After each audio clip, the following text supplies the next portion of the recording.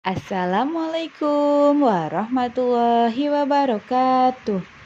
Selamat pagi, Soli dan Solihah.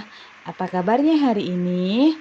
Semoga anak-anak di rumah dalam keadaan sehat walafiat. Alhamdulillah, hari ini bertemu lagi dengan Ustazah Nova. Hari ini kita akan belajar tematik muatan pelajaran bahasa Indonesia.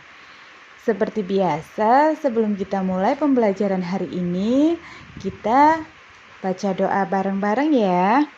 Bismillahirrahmanirrahim. Raditu billahi rabba wa bil islami dina wa bi Muhammadin nabiyya wa rasula. Rabbi zidni ilma warzuqni fahma. Amin. Mudah-mudahan dan kita membaca doa, kita diberi kefahaman dalam memahami materi hari ini. Hari ini kita akan belajar bahasa Indonesia tema 1, yaitu tentang pertumbuhan dan perkembangan makhluk hidup.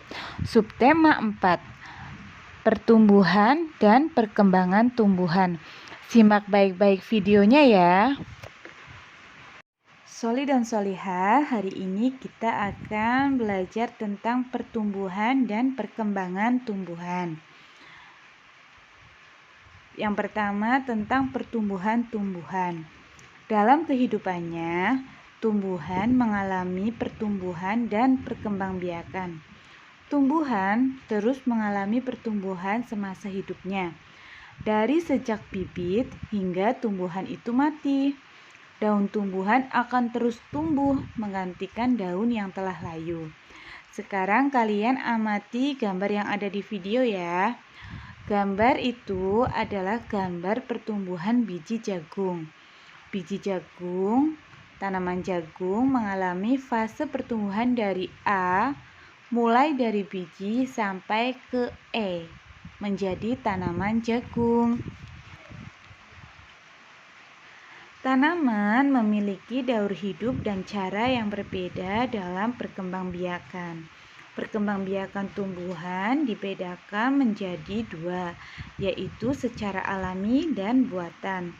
Perkembangbiakan alami adalah perkembangbiakan yang dilakukan oleh tumbuhan itu sendiri. Perkembangbiakan bisa berasal dari bagian-bagian tumbuhan. Contohnya misalnya dengan biji. Contohnya tanaman mangga, jeruk, dan semangka. Dengan tunas seperti pohon pisang, pohon bambu, dan cocor bebek.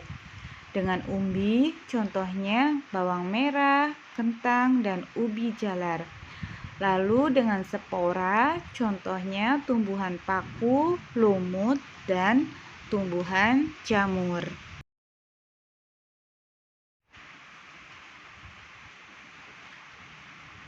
Soli dan Solihah, pernahkah kalian melihat biji buah? Ya, biji buah merupakan bagian tanaman yang dapat digunakan untuk pertumbuhan atau perkembangbiakan tumbuhan. Perhatikan gambar yang ada di video ya. Tumbuhan dewasa akan berbunga dan menghasilkan buah. Di dalam buah terdapat biji. Kemudian biji berkembang menjadi tanaman baru. Tanaman baru tumbuh menjadi dewasa dan berbuah kembali. Nah, di sini ada gambar bagian-bagian biji. Agar kalian lebih paham, bisa dilihat buku paket halaman 154 ya.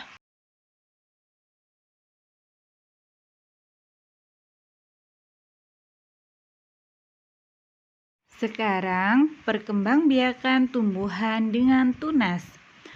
Tumbuhan yang berkembang biak dengan tunas umumnya hidup bergerombol atau berkelompok. Contohnya pohon pisang, pohon bambu, tebu, dan cocor bebek. Pada pohon pisang, bambu, dan tebu, tunas tumbuh dekat dengan induknya. Sedangkan tunas pada cocor bebek Tunas tumbuh pada tepian daun. Hal ini memudahkan cocor bebek untuk dibudidayakan. Perkembangbiakan tumbuhan dengan umbi. Umbi merupakan bagian tumbuhan untuk menyimpan cadangan makanan. Umbi menyimpan cadangan makanan di dalam tanah. Bentuk umbi biasanya mengembung. Terdapat 3 jenis umbi, yaitu umbi lapis seperti bawang, umbi batang seperti kentang, dan umbi akar contohnya seperti wortel, singkong, dan ubi jalar. Sekarang perkembangbiakan tumbuhan dengan spora. Tumbuhan yang berkembang biak dengan spora antara lain seperti tumbuhan paku-pakuan, jamur, ganggang, dan suplir. Spora terletak pada daun bagian belakang, berbentuk serbuk sehingga mudah diterbangkan angin, dan spora disimpan di dalam kotak spora yang disebut dengan sporangium. Kalian pernah lihat tanaman yang ada di gambar? Sekarang kita akan mengenal perkembangbiakan secara buatan. Perkembangbiakan buatan adalah proses perkembangbiakan tumbuhan dengan bantuan manusia. Perkembangbiakan buatan dapat dilakukan dengan cara mencangkok, setek, dan menempel. Nah, sekarang kita akan membahas tentang cara membuat perkembangbiakan buatan dengan cara mencangkok.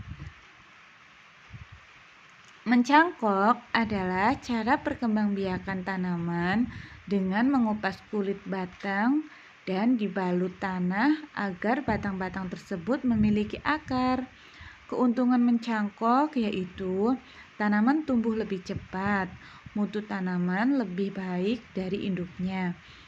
Kekurangan tanaman hasil cangkokan adalah lebih mudah roboh karena akar tanaman hasil mencangkok lebih rapuh dari tanaman yang tumbuh dari biji.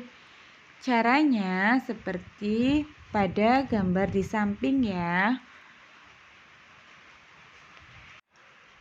Untuk tugas hari ini, sekarang kalian ambil buku paket tematik, dibuka halaman 155 ya. Di situ ada tugas. Amati gambar berikut. Gambar menunjukkan daur hidup tanaman semangka. Lengkapi bagan daur berikut dengan gambar yang sesuai.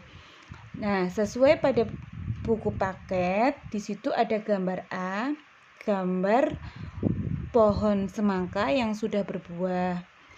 Gambar B, ada tunas yang masih kecil. Gambar C, ada pohon semangka yang sudah tumbuh namun belum berbuah. D, biji semangka. Dan E, tunas yang sudah mulai agak besar ya. Tugasnya, kalian melengkapi bagan daur hidup tanaman semangka. Diurutkan ya, mulai dari biji sampai selesai. Nah, ingat, mengerjakannya disalin di buku tulis. Boleh dengan gambar, boleh dengan itu tulisan saja. Kalau sudah selesai, nanti difoto dan dikirim di grup kelas masing-masing. Sekian pembelajaran dari Ustadz Anova hari ini ya. Sebelum kita tutup, kita baca hamdalah dan doa kafaratul majelis dulu. Alhamdulillahirabbil alamin. Subhanakallahumma wa bihamdika asyhadu an la ilaha illa anta astaghfiruka wa atubu ilaih. Amin amin ya rabbal alamin. Tetap semangat dan tetap jaga kesehatan. Sekian dari Ustazah Nova. Wassalamualaikum warahmatullahi wabarakatuh.